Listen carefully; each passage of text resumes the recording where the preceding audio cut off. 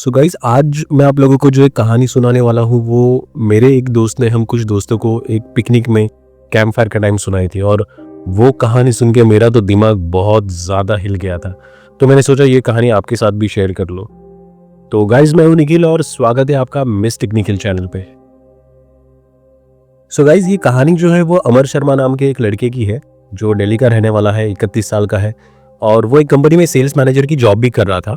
हालांकि उसकी फैमिली जो है वो नैनीताल से थी और वहीं पर सेटल थी। तो ये बस अपने जॉब के लिए कंपनी ने दिए हुए एक फ्लैट में दिल्ली में रह रहा था। सैलरी भी अच्छी खासी थी, तो घर वाले उसके लिए रिश्ते की बात भी कर रहे थे। और उसके लाइफ में सब कुछ चीज़ें बढ़िया चल रही थी, सब कुछ अच्छा चल रहा था इस टाइम तक। जनवरी का महीना था और क्लाइमेट बहुत ही ज़्यादा कोल्ड था। आपको तो पता ही होगा कि दिल्ली की सर्दी कैसी होती है।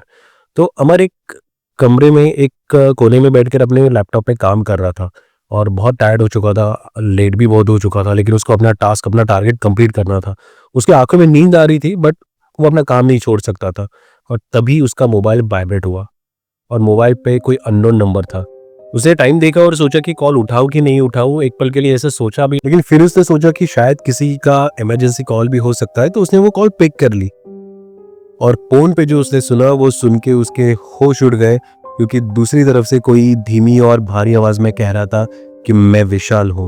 अमर को आवाज थोड़ी जानी पहचानी तो लगी, लेकिन सामने से फिर किसी ने कहा, तुमने मुझे क्यों मारा अमर। अमर लिटरली फ्रीज हो गया। उसे कुछ समझ नहीं आया 10 सेकंड के लिए क्या हुआ। और उसने कॉल तो कट कर दी, लेकिन वो इतना डर गया कि वो उस रात सो ही नहीं पाया। इसलिए जब अमर ऑफिस में गया तो बहुत ज्यादा टेंशन में था। ऑफिस के बहुत सारे कलीग्स ने, बहुत सारे लोगों ने उसको पूछा कि कुछ प्रॉब्लम तो नहीं, लेकिन उसने सबको एक हल्की सी स्माइल देके नहीं नहीं कुछ नहीं, सब नॉर्मल है कह के बात टाल दी। लेकिन उसके माइंड में वही थॉट्स, वही आवाज गूंज रही थी। सो गाइज, मैं पहले आप लोगों को विशाल और अमर की बैक स्टोरी बताता हूँ। ये दोनों एक ही कॉलेज में थे। इनके साथ और एक उनकी फ्रेंड थी जिसका नाम था प्रिया। ये तीनों कॉलेज के बेस्ट फ्रेंड थे। इनकी दोस्ती पूरे कॉलेज में बहुत ज्यादा फेमस थी। ये तीनों हमेशा साथ रहते थे और कोई भी काम, कोई भी चीज एक दूसरे को बिना बताए तो बिल्कुल ही नहीं करते थे। अच्छा, दोनों को प्रिया बहुत अच्छी लगती थी, लेकिन उनकी हिम्मत नहीं होती थी कि प्रिया को जाके ये बात बताए। बात है 2010 की, जब ये लोग एक एडवेंचर कैंप के लिए हिमाचल गए थे। और 5 दिन का टूर था और लास्ट डे पे उनको एक एडवेंचर ट्रैक करके एक मुश्किल पहाड़ी की चोटी पर पहुंचना था। तो पिकनिक में सब कुछ नॉर्मल ही था, तीनों एक ही साथ घूम रहे थे। पर न जाने क्यों अमर को विशाल का प्रिया के साथ ज्यादा रहना पसंद नहीं आ रहा था। दोनों एक साथ फोटो खींच रहे थे, खाना खाते टाइम एक साथ थे। प्रिया को विशाल शॉपिंग कराने भी ले जा रहा था। तो ये चीजें देखकर अमर को लग रहा था कि विशाल कहीं प्रिया के साथ ज्यादा रहने के लिए जबरदस्ती तो नहीं कर रहा। लेकिन अमर ने ये बात किसी को से जताई नहीं और उस मोमेंट पे के लिए उसने ये बात इग्नोर कर दी। ये सब 4 दिन चलता रहा और लास्ट डे पे जब ये सब लोग एक वो मुश्किल पहाड़ी की चोटी पर जाने के लिए ट्रैक कर रहे थे, तो अमर और विशाल अपने फिटनेस की वजह से तो सबसे पहले उस चोटी पर पहुंच गए। और बाकी लोगों को ट्रैक करके ऊपर आने में बहुत ज्यादा टाइम लगने वाला था। तो अमर ने विशाल से कहा कि यहाँ से कुछ ही दूर और थोड़ा ऊपर एक और पॉइंट है जहां से नजारा बहुत अच्छा दिखता है, तो तू यहाँ से वहां पे चलेगा क्या। तो विशाल ने भी यही सोचा कि बाकी लोगों को ट्रैक करके आने में और टाइम लगेगा, तो तब तक वो पॉइंट देखा जाए। तो विशाल अमर के साथ वो पॉइंट देखने चला जाता है। यही मौका है बात करने का सोच के अमर विशाल को बताता है कि वो प्रिया को लाइक करता है। विशाल सुन के तो एक सेकंड के लिए तो उसको शॉक लगता है, क्योंकि उसके मन में भी प्रिया के लिए वही फीलिंग्स होती है। दोनों में एक छोटा एक आर्ग्यूमेंट होता है, आर्ग्यूमेंट कन्वर्ट होता है झगड़े में, और एक मोमेंट पे विशाल अमर की कॉलर पकड़ लेता है। तुरंत अमर उस हीट ऑफ मोमेंट में विशाल को ढकेलने के लिए पीछे करता है, लेकिन विशाल चोटी के किनारे वाली साइड पे होता है। उसका बैलेंस जाने लगता है, वो खुद को संभालने की कोशिश करता है। अगर इस मोमेंट पे चाहे तो अमर उसका हाथ पकड़ के उसके खींच कर उसे बचा सकता है, लेकिन अमर को यही एक सही मौका लगता है विशाल को अपने रास्ते से हटाने के लिए। और अमर विशाल को एक हल्का सा धक्का देता है। विशाल के गिरने के बाद अमर चिल्लाकर लोगों को बुलाता है और सबको ये स्टोरी बताता है कि मेरी फोटो खींचते टाइम विशाल का बैलेंस चला गया और वो उस चोटी से नीचे गिर गया।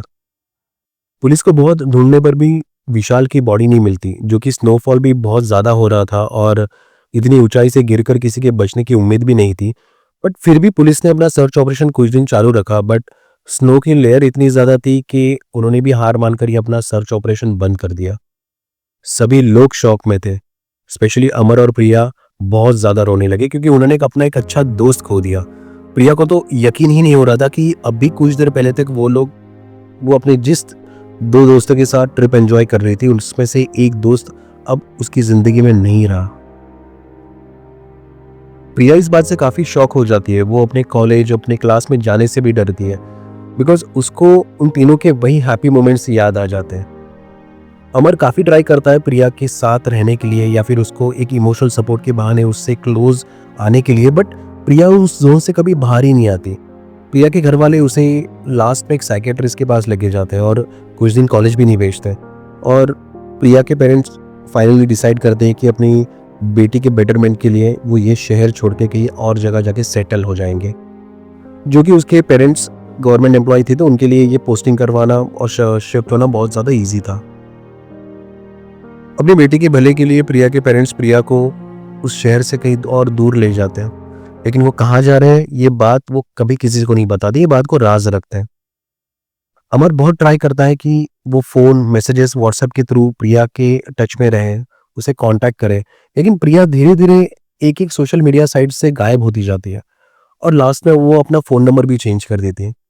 धीरे-धीरे अमर भी अपनी डेली लाइफ में बहुत ज़्यादा बिज़ी हो जाता है, अपनी स्टडी में बिज़ी हो जाता है और ग्रेजुएट करके उसे ये सेल्स मैनेजर की जॉब भी लगती है देयर दिल्ली में। और यहाँ पर दिल्ली में आने के बाद प्रिया का चैप्टर अमर के लिए हमेशा के लिए क्लोज हो जाता है। तो ये इन तीनों की बैक स्टोरी। तो आते हैं अब प्रेजेंट डे पे, यानी 10 साल बाद। अब हर दिन वही कॉल आ रहा था कि मैं विशाल हूँ, तूने मेरे साथ ऐसा क्यों किया अमर, तब मेरी बारी थी, अब तेरी बारी है। वो फ़ोन बंद करता, लेकिन हर दिन उसको ऐसे ही कॉल आ रहे थे। वो कॉल रिकॉर्ड करता तो रिकॉर्डिंग भी खाली होती थी। उसने अपने दोस्त के थ्रू ये कॉल ट्रेस भी करवाया, लेकिन उसको जवाब मिला कि ये नंबर तो 2010 से बंद है। अब अमर की तो नींद उड़ गई थी। ऑफिस में काम करते समय स्क्रीन पर उसे विशाल लिखा दिखता और बाथरूम में उसे फील होता कि जैसे उसके पीछे कोई खड़ा है। दीवारों पे खून की छींटे हो। वो पागल हो रहा था, उसका ऑफिस में परफॉर्मेंस भी डाउन हो रहा था और अब तो विशाल उसके सपनों में भी दिख रहा था। सफेद आंखें, फटी शर्ट, खून से लथपथ चेहरा, और वो एक ही चीज उससे कहता था कि अब तू गिरेगा अमर, मेरी मौत का जवाब तुझे देना होगा।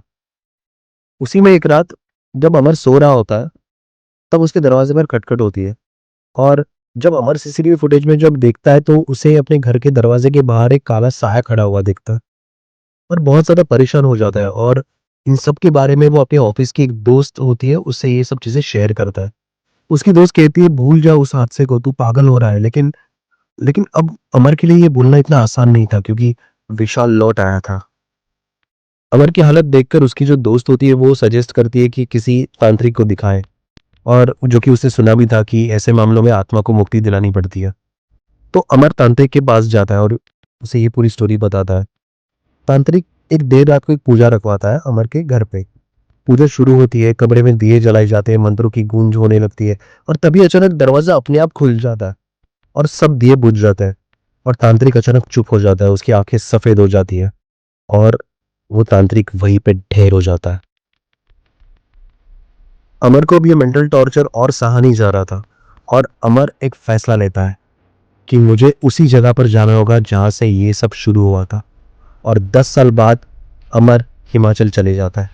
उसी पहाड़ की चोटी पर जाना चाहता था, बट लोकल गाइड कहता है कि ज़्यादा स्नोफॉल होने के कारण पहाड़ तक जाने वाले रास्ते सारे बंद हैं।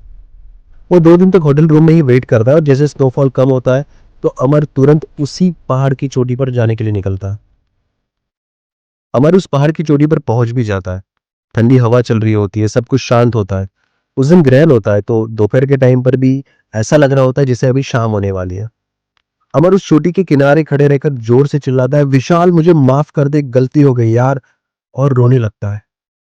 अमर जमीन पर घुटने टेक कर रोने लगता है और उस अजीब सी शांति में उसे किसी की आहट महसूस होती है। और अमर जब झटके से पीछे देखता है तो वो देख के शॉक हो जाता है क्योंकि उसके पीछे प्रिया खड़ी होती है। अमर खड़ा होता है और प्रिया की तरफ बढ़ता है, लेकिन प्रिया तभी उसे चिल्लाकर रोक लेती है और बोलती है, तुमने ऐसा क्यों किया, तुमने क्यों धक्का दिया विशाल को। विशाल और मैं एक दूसरे से प्यार करते थे और हमने अपने प्यार की बात सभी लोगों से राज रखी थी, लेकिन तूने हम दोनों की लाइफ बर्बाद कर दी। उस मोमेंट पर अमर रोने लगता है, उसे अपनी गलती का एहसास होता है और वो प्रिया की तरफ माफ़ी मांगते हुए अपनी फीलिंग्स बताने के लिए बढ़ता है, लेकिन प्रिया उसे रोक लेती है क्योंकि वो उसकी बातें सुनने तो वहाँ पे नहीं आई थी। उसे चाहिए था सिर्फ बदला। उसने बड़ी चालाकी से अमर को मजबूर करके उस पहाड़ की चोटी पर बुलाया था। आज वही ग्रहण था जो 10 साल पहले आया था। प्रिया अमर की तरफ गुस्से से बढ़ती है और अमर अब इतना शौक में था कि वो प्रिया से माफ़ी मांगते हुए अपने कदम पीछे हटाता है। और अब अमर उस पहाड़ की चोटी के किनारे पे खड़ा था। हिस्ट्री अपने आप को दोहरा रही थी। इस बार प्रिया ने अमर को एक हल्का सा धक्का दिया और अमर के नीचे गिरने के बाद प्रिया वही घुटने पर बैठकर विशाल की याद में जोर जोर से चिल्लाकर रोने लगती है। तो दिन लोकल न्यूज में भी आता है कि एक लड़के की हिमाचल के पहाड़ की चोटी से गिरकर हुई मौत। अपना बदला पूरा करने के बाद प्रिया वहां से चलकर एक दूर दराज एक गांव में चली जाती है। एक घर में एंटर करती है और बेड पे एक इंसान लेटा होता है, पर कोई हलचल नहीं होती। लग रहा होता है जैसे कोई कोमा में है, एक जिंदा लाश। प्रिया उसके पास आकर बैठती है, उसका हाथ पकड़कर कहती है, मैंने अपने प्यार का बदला ले लिया, अब मिलेगी मुझे मुक्ति, और वो हवा में गायब हो जाती है। आई एम श्योर गाइस आपका भी दिमाग हिल गया होगा। तो आपको ये कहानी कैसी लगी प्लीज मुझे कमेंट करके बताइए और वीडियो को लाइक कीजिए, शेयर कीजिए और ऐसे ही मिस्टीरियस हॉरर और रियल स्टोरीज के लिए सब्सक्राइब कीजिए मिस्टिक निखिल चैनल को।